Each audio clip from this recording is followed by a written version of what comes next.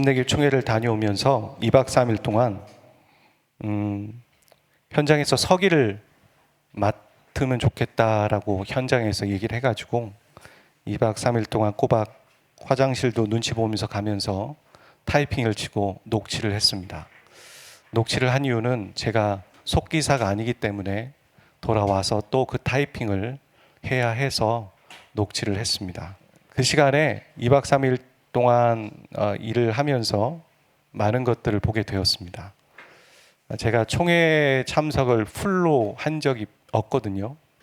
그런 거 해야지만 뭐 맡아야지만 하게 되고 그렇게 되는 것 같은데 세 가지 느끼고 왔어요. 물론 이거 말고도 비방송용으로 할 얘기가 많지만 세 가지 느끼고 왔는데 나라도 똑바로 살아야겠다. 그런 생각이 들었습니다. 목회자로서 신앙인으로서 나라도 똑바로 살아야겠다. 그런 생각 정말 이를 악물고 하게 됐습니다. 두 번째는 하나님은 일하시는 분이십니다. 하나님은 살아계시고 역사하십니다. 분명히 정말 불의가 있는 것을 해결하시는 분이시더라고요. 그런데 우리에게는 기다림이 필요합니다. 바로바로 일하지 않으세요. 하나님께서 예수님을 보내주시마라고 약속하셨는데 그 약속이 아담 때부터 시작됐지만 몇천 년이 지난 다음에 이루어졌어요. 우리에겐 기다림이 필요합니다. 하나님께서 너희들 그렇게 잘못하면 내가 바벨론을 들어서 이방 민족 들어서 너희들을 심판하겠다라고 약속하고 경고하셨지만 바로 이루어지지 않아서 사람들은 하나님의 말씀을 가벼이 여겼어요. 설마 그런 일은 없어. 근데 그 일이 정말 몇백 년이 지난 다음에 일어나죠. 우리에게 하나님의 뜻이 이루어지려면 기다림이 필요합니다. 과연 우리는 기다릴 수 있는가? 한국 사람들 외국에 나가서도 그러잖아요. 외국 사람들이 외운 단어 빨리빨리. 그런 것처럼 기다림이 필요합니다.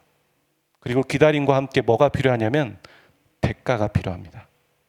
그 기다림 가운데 우리는 핍박도 당해야 되고요. 선지자들은 핍박을 당했잖아요. 하나님의 뜻이 이루어질 때까지. 과연 우리는 그 하나님의 뜻이 이루어지는 것을 위해서 기다릴 수 있는가? 그리고 대가 지불할 수 있는가? 그게 믿음의 사람들입니다. 믿음이 없으면 대가 지불할 수도 없고요. 기다릴 수도 없습니다. 근데 믿음이 있으면 대가 지불하고 기다립니다. 여러분 믿음의 사람 되시길 바랍니다. 세 번째 깨달은 건요. 작아도 거룩한 공동체가 참 소중하다.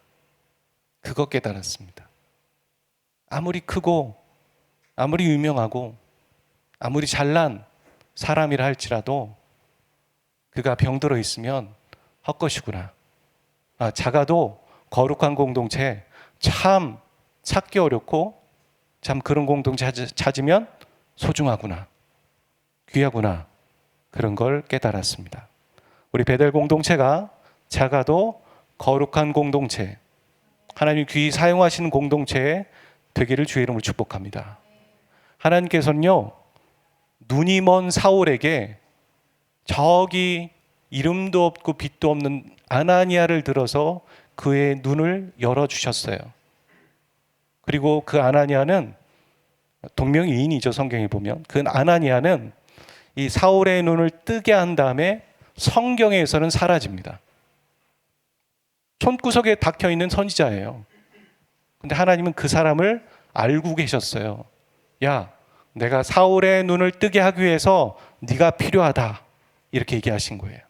근데 왜 아나니아를 들어 사용하셨는지 저는 알 것 같아요. 왜 눈이 저절로 트여지지 않고 아나니아가 안수할 때 눈이 트여지게 했는지 저는 알 것 같아요. 사울은 대단한 사람입니다. 예수 믿기 전에도.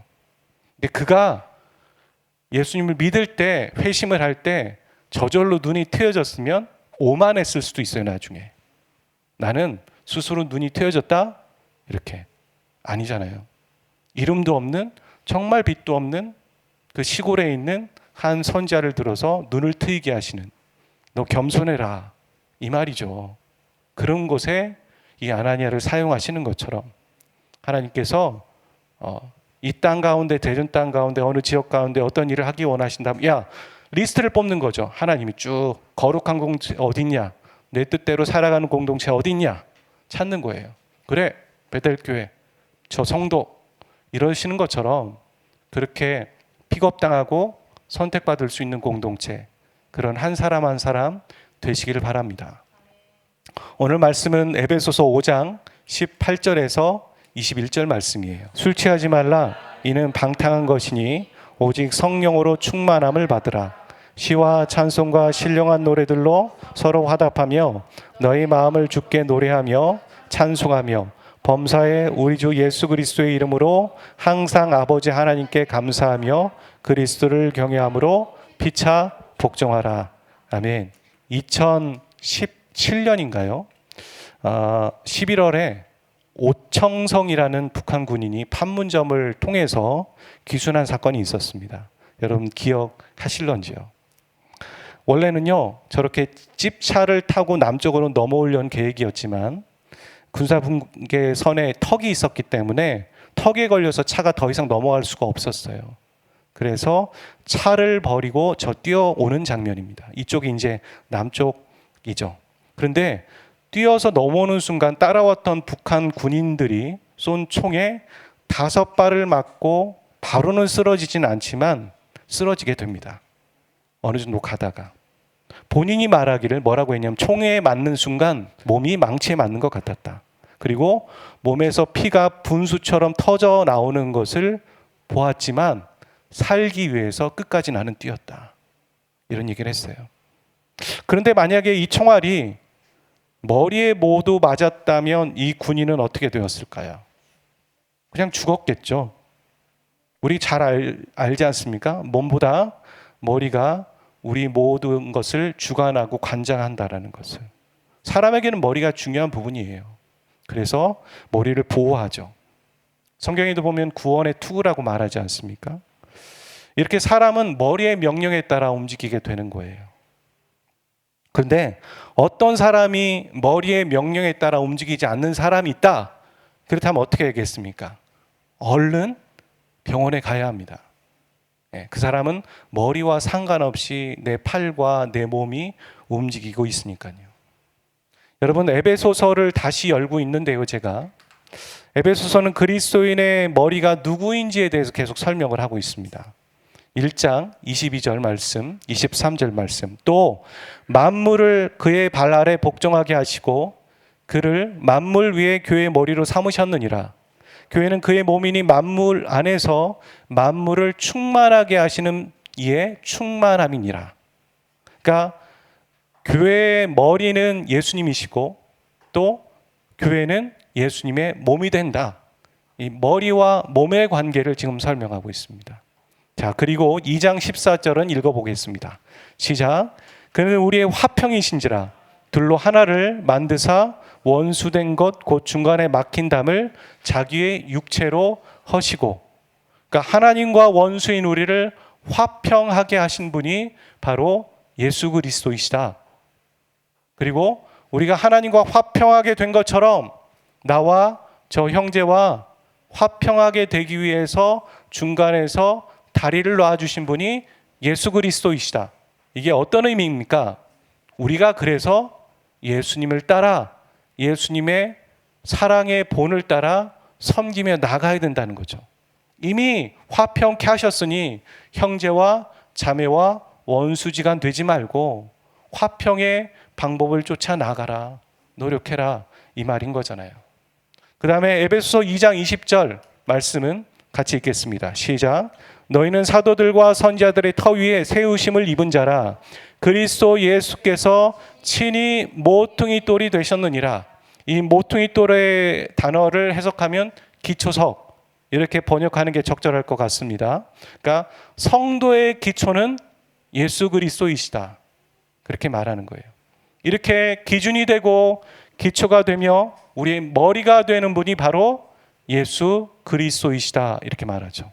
이렇게 에베소서가 예수님의 머리 되심을 강조하고 있습니다. 계속해서 머리 되심, 우리의 기초 되심, 우리의 기준이 되심, 다리를 놓아주심, 이걸 계속 강조하는 거예요. 그런 연장선에서 에베소서 5장 18절이 나오고 있는 겁니다. 그러면 이것을 어떻게 해석합니까? 우리가 이미 알고 있는 것처럼 바울이 성령 충만함과 술 취함을 같이 생각해 본 이유가 있어요. 술에 취하면 사람은 술의 지배를 받거든요. 그러니까 결국에는 술의 지배를 받을 것인가 성령의 지배를 받을 것인가, 이 지배, 여기서 똑같이 우리의 머리가 누구냐? 우리의 머리가 그리스도의 영이신 성령이냐, 아니면 우리의 머리가 다른 것이냐, 이 말을 하고 싶어서 바로 술과 성령의 충만함을 말하고 있는 겁니다. 여러분, 술은 하나의 예일 뿐이죠. 우리의 인생의 시기에 따라 지배받는 것이 다를 수 있어요. 어떤 사람은 한결 같을 수도 있겠죠. 평생 술독에 빠져 있는 사람은 평생 술의 지배를 받을 거예요. 그런데 술이었다가 돈으로 바뀌는 사람이 있고요. 돈이었다가 또 다른 것으로 바뀔 수도 있어요. 여러분에게 한번 질문해 볼게요. 여러분은 지금 무엇의 지배를 받고 살고 있습니까? 예수님입니까? 아니면 예수님이 아닌 다른 것입니까? 예수님이 여러분의 머리는 아니지만 팔이요 다리일 수도 있겠죠. 그건 머리가 아닙니다. 그렇죠? 예수님이 우리의 머리가 되냐는 말입니다. 아까 말한 것처럼 머리가 시키는 대로 움직이지 않으면 그 사람은 병원 가야 돼요. 문제가 있으니까. 우리가 예수님의 명령대로 살지 않으면 문제가 생기기 시작합니다. 근데 예수님을 머리에 두고 살지 않는 사람이 문제가 생기고 있어 라는 걸 알 수 있을까요? 그러기가 쉽지 않습니다. 그러기가 쉽지 않습니다. 자기가 무슨 병에 걸리는지, 무슨 문제가 생기는지 모르고 그냥 살아가게 된다라는 것입니다. 오늘 말씀에 보면은 예수님을 머리에 두지 않을 때 생기는 문제를 3가지로 정리하고 있습니다. 첫 번째는요, 그 사람은 예배 드리는 삶을 피합니다. 그 사람은 예배하는 것을 싫어합니다. 19절, 시와 찬송과 신령한 노래들로 서로 화답하며 너희 마음으로 주께 노래하며 찬송하며. 여기 잘 보시면 우리가 한 개인이 하나님께 예배하는 걸로만 끝나지 않죠. 서로 화답하며 너희가 마음으로 주께 노래하며 함께 예배 드리는 거예요. 그러니까 예배의 자리에 나오는 것을 싫어합니다. 예배의 자리에 나오는 이유를 모르겠습니다. 그것을 꺼려합니다. 그것이 바로 예수님을 머리에 두지 않은 사람의 그 모습이라는 겁니다. 둘째, 예수님을 머리에 두지 않을 때 우리에게 생기는 영적인 변화는 바로 구원에 대한 감사가 사라집니다. 구원에 대한 감사가 사라지면 무엇이 시작되겠습니까? 그 감사의 자리에 원망과 불평이 나옵니다. 그리고 원망과 불평은 단 곳으로 향하는데 하나님에 대한 원망과 불평에까지 나아가게 되는 것입니다. 20절 말씀 함께 읽어보겠습니다. 시작. 범사의 우리 주 예수 그리스도의 이름으로 항상 아버지 하나님께 감사하며. 지금 18절에 나오는 성령의 충만함을 받으라는 가지예요. 이게 19절, 20절, 21절이 같은 얘기죠.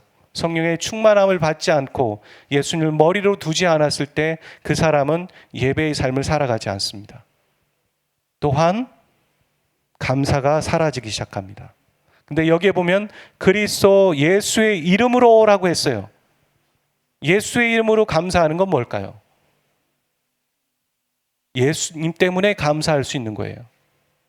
예수님 때문에 감사할 수 있는 가장 1순위는 바로 구원에 대한 감사예요. 그 사람 안에 구원에 대한 감사가 사라지기 시작해요. 여러분, 구원에 대한 감사가 사라지면 무엇이 멈추는지 아십니까? 찬양이 멈춥니다. 구원에 대한 감사가 있으면 무엇이 시작되는지 아십니까? 찬양이 시작됩니다. 찬양은 아무나 하는 게 아니에요. 노래는 할 수 있어요. 하지만 하나님이 받으시는, 하나님이 흠양하시는 이 찬양은 아무나 하는 게 아니라 구원에 대한 감사가 있는 사람이 할 수 있는 거예요. 하지만 우리 안에 성령이 충만하지 않으면 나올 수가 없습니다. 셋째, 예수님을 머리로 두지 않을 때 우리에게 생기는 영적인 변화는 인간관계를 통해서 하나님께 영광을 올려드리지 못합니다. 관계를 통해서 누려야 될 복을 온전히 누리지 못해요. 21절 말씀 읽어봅시다. 시작. 그리스도를 경외함으로 피차 복종하라. 이 그리스도를 경외함으로 피차 복종하라는 말은 윗절과도 연결이 되고요. 그 다음에 아랫절과도 연결이 되는 얘기예요. 여러분 잘 알고 있는 것처럼 아내들아, 남편들아, 자녀들아, 부모들아, 또 종들아, 상전들아 이 말이 나오죠. 거기에 나오는 가장 시작점이 21절인데 21절은 또한 18절과 연결되어지는 부분이죠. 우리가 부부의 관계에서 누릴 수 있는 것, 부모와 자녀의 관계에서 누릴 수 있는 하나님이 허락해 주신 영광, 그리고 직장에서 종과 상전의 관계에서 우리가 누릴 수 있는 거, 이거 못 누립니다. 예수님이 머리가 되시지 않으시니까요. 내 뜻과 내 옳은 소견대로 하니까요. 부모와 자녀의 관계에서 누릴 수 있는 걸 누리지 못해요. 부모가 자녀를 대할 때 그렇게 되는 거예요. 자녀가 부모를 대할 때 그렇게 되는 거예요. 부부끼리 대할 때도 그렇게 되는 거예요. 예수님을 머리에 두지 않으니까. 여러분에게 한번 이 두 번째 질문을 해보고 싶어요. 여러분은 너무 영적이어지는 게 부담스러우십니까? 만약에 여러분 안에 그 영적이어지는 게 부담스럽고 예수님과 가까워지는 게 부담스럽다면 여러분 그거 놓고 기도하셔야 돼요. 우리 중에 한 명이라도 그런 사람이 있다면, 저는 예수님 정말 회심하기 전에, 예수님 정말 만나기 전에 이게 부담스러웠어요. 가까워지는 게. 혹시나 나를 사용하지 않으실까? 혹시나 나에게 내가 지금 갖고 있는 거 다 내놓으라고 하지 않으실까? 이게 부담이었어요. 그게 단계입니다. 여러분 가운데 그게 있기 때문에 수치스럽고 불편한 게 아니라요. 그거 단계예요. 예수님께 다가가기 전에 이런 거 뛰어넘는 거예요. 그거 뛰어넘지 못하고, 그거 해결하지 못하고, 그거 솔직하게 고백하지 못하면 그 다음이 없죠. 근데 단계입니다. 성장의 단계에 성장통을 겪는 가운데 느끼게 되는 감정이에요. 혹시 다 내놓으라면 어떻게 하실까? 하나님은 그런 분이 아니세요. 내가 다 내놓는다고 해도 하나님은 다시 가져가라 그러시는 분이세요. 난 그게 필요한 게 아니야. 네가 그렇게 하는지 그 태도를 보기 원했던 거야 라고 얘기하시죠.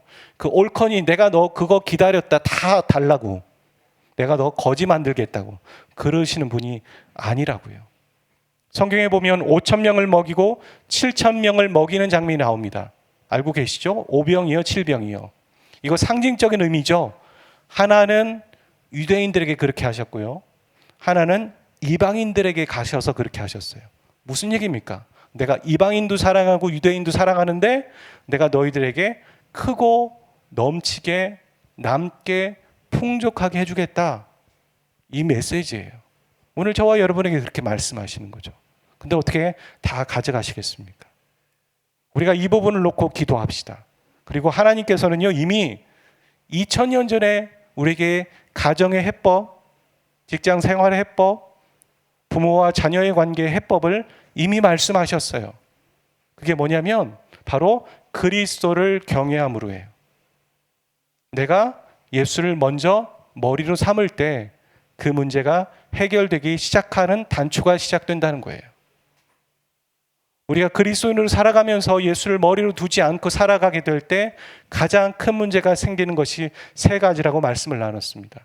첫 번째 무엇입니까? 예배드리고 싶지 않게 돼요. 두 번째 무엇입니까? 우리 안에 예수로 인한 감사가 사라지기 시작해요. 마지막은 우리가 누려야 될 걸 못 누려요. 우리가 종과 상전의 관계 안에서 하나님께 영광 올려드리는 삶을 살 수 있거든요. 내가 종으로서 혹은 내가 상전으로서 그리스도를 머리로 두게 될 때 주님께서 우리에게 명령하시는 것에 순종하게 되면 하나님께서는 영광 받으시는 거예요. 마태복음에 그런 말씀을 하지 않습니까? 나더러 주여 주여 하는 자마다 다 천국에 들어가지 못한다. 그게 아니라 하나님의 뜻대로 하는 자만 바로 천국에 들어갈 수 있다. 그 방법은 중요하지 않아요. 하나님께서 오늘 우리에게 어떤 순종을 하라고 하셨는데 그게 보잘것 없어도 상관없어요. 보잘것 없는지 보잘것 있는지는 중요한 게 아니에요. 뭐가 중요합니까? 내가 하나님의 뜻에 순종했는가? 그게 중요한 거죠. 어제 저희 어머님을 퇴원시켰는데 퇴원시키면서 많이 회복이 되셨거든요. 참 감사해서 감사원금을 내려고 아침에 와서 봉투에다 이렇게 돈을 넣으려고 했습니다. 제가 생각하는 분량이 있었겠죠? 근데 하나님이 그런 얘기 하시는 거예요. 저의 마음 가운데. 야, 너희 어머니가 회복된 게 그 정도의 분량이니? 그 정도의 믿음이야? 그렇게 얘기하셔서 그 돈을 넣고 더 큰 돈을 넣어서 봉투에 넣었습니다. 근데 그 오늘 말씀을 생각해 보니까 그거더라고요.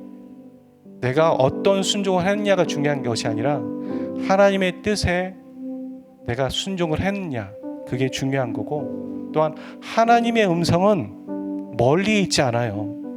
항상 우리 주위에 있고 우리의 양심을 통해 말씀하시는데 우리가 그거를 외면하니까 안 들린다고 생각하는 거고, 안 들어버릇하니까 안 들리는 것뿐인 거죠. 여러분 주위에 아주 가까이의 음성이 있습니다. 배우자가 여러분에게 계속하는 그 음성 가운데 있을 수도 있어요. 목사가 여러분에게 저 잔소리 하는 그 소리 안에 담겨져 있는 메시지일 수도 있어요. 혹은 자녀가 여러분에게 하는 같은 메시지였던 것이 하나님의 음성일 수도 있어요. 근데 우리는 그것이 아니라고 생각하기 때문에 안 들린 것뿐일 겁니다. 사랑하는 저와 여러분, 이 추석 명절 가운데 여러분이 가족과 함께 지나는 시간이 길을 거예요. 오랜만에 보는 가족이 있을 거예요. 여러분은 어떻게 그 가족을 대할 것이며 준비하실 겁니까? 아까 기도자가 그런 얘기를 했어요. 좋고 행복한 가정도 있겠지만 관계가 깨어진 가정이 있어서 만나는 게 어려울 수도 있어요. 우리는 추석 명절을 보내지만 한가위 같았으면 좋겠다라고 얘기하지만 영적 전쟁을 하면서 가족들을 만나야 될 때가 있어요. 안타깝지만 그럴 수밖에 없는 상황이 놓여 있죠. 우리는 어떻게 해야 될까요? 어떤 방법이 있을까요? 다른 방법 찾지 마세요. 말씀에서 찾으세요. 말씀이 뭐라고 하는가? 오늘 저와 여러분에게 하시는 하나님의 말씀이 무엇입니까? 예수님을 너의 머리로 두어라. 머리로 둘 때 그분께서 너희에게 생각나게 하시고 가르치는 것에 순종해라. 그게 무엇이든 보잘것 없다고 너희들이 생각하니? 그래도 그것을 순종하는 것이 내 뜻이야. 그럼 순종하십시오.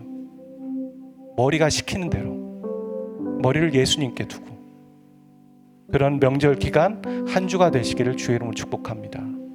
우리 찬양하고 기도하도록 하겠습니다.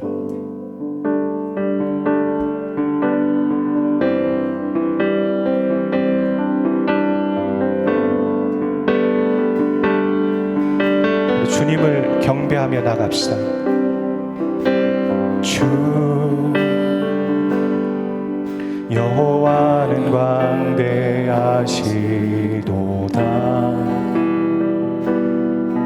그 거룩한 하나님 성에서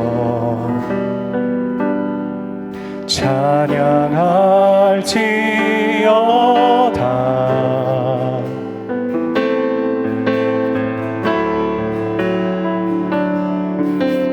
주 승리 우리에게 주셨도다. 모든 원수 물리치셨네. 엎드려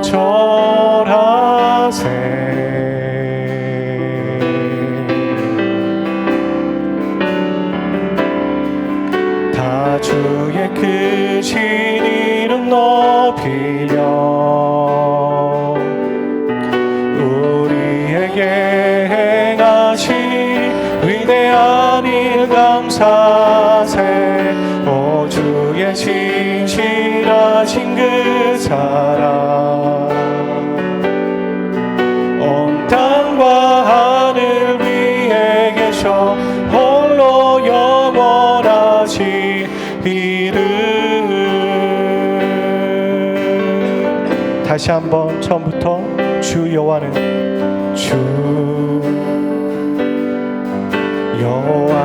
광대하시도다. 그 거룩한 하나님 성에서 찬양할지어다.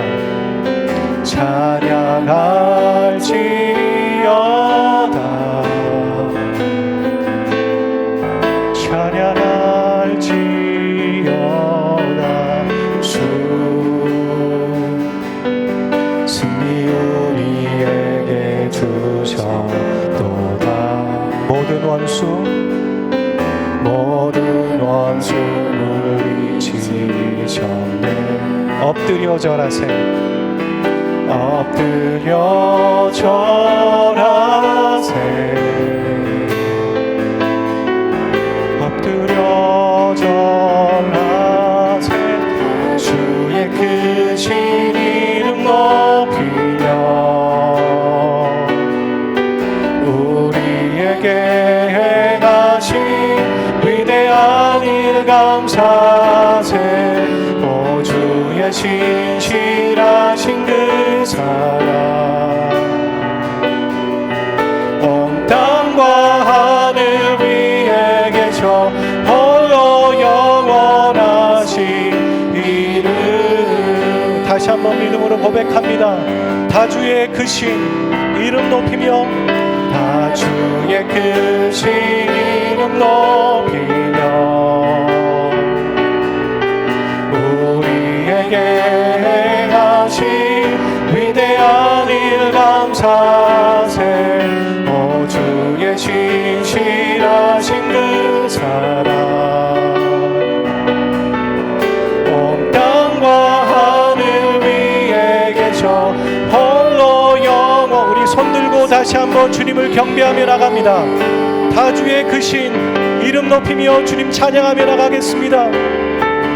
다주의 크신 이름 높이며 우리에게 행하신 위대한 일 감사하세.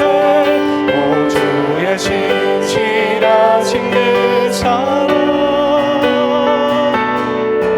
온 땅과 하늘 위에 계셔 홀로 영원하신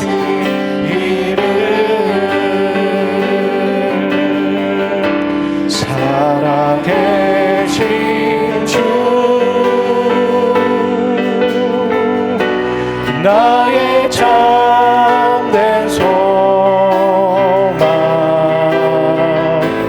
걱정 근심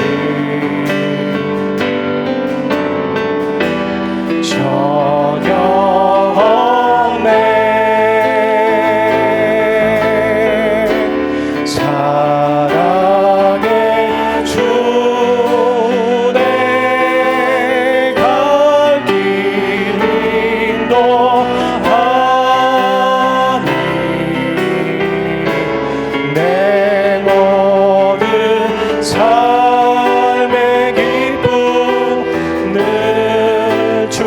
하나님은 살아계신 주가 되십니다. 살아계신 주, 살아계신 주, 나의 참된 소망, 나의 참된 소망 걱정 근심 전혀 없네. 사랑의 주내 갈 길 인도하니 내 모든 삶의 기쁨 늘 충만하는 사랑의 주 내 갈 길 인도하시니 사랑의 주 내 갈 길 인도하니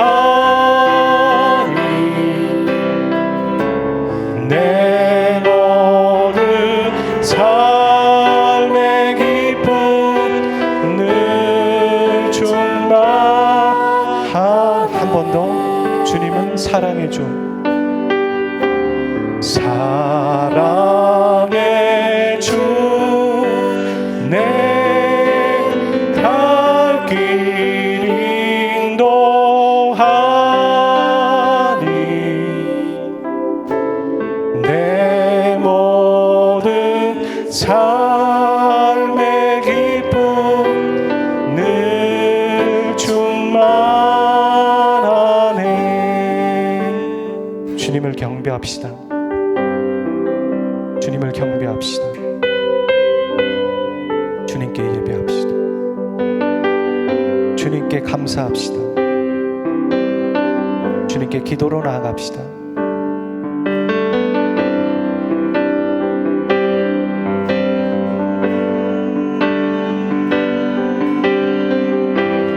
나의 참된 소망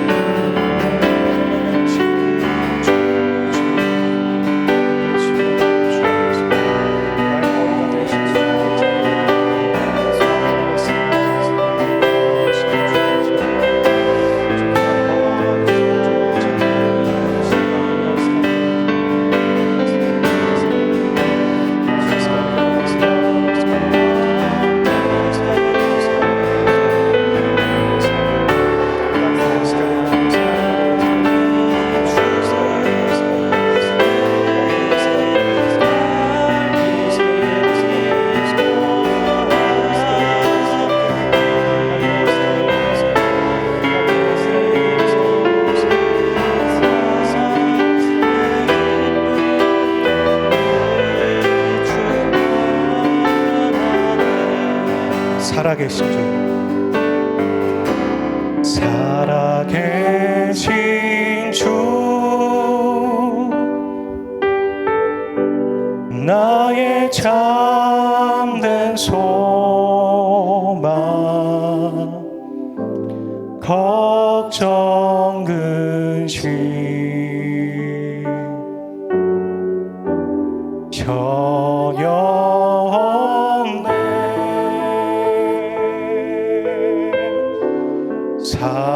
사랑의 주네 갈 길 인도하니 내 모든 삶